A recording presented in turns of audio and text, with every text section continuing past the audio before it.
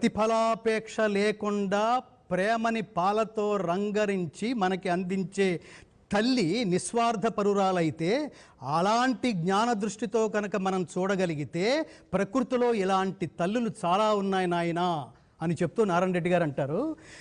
కణకణలాడే ఎండకు శిరసు మాడిన మనకు తన నీడను అందించే చెట్టే అమ్మా, చారెడు నీళ్ళైన తాను దాచుకోక జగతికి సర్వస్వం అర్పించే మబ్బే అమ్మ.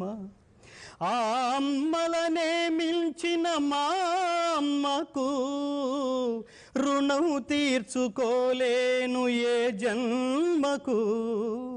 కంటేనే అమ్మని అంటే ఎలా, కరుణించే ప్రతి దేవత అమ్మే కదా, కన్న అమ్మే కదా. ఎంత గొప్ప పాట అది.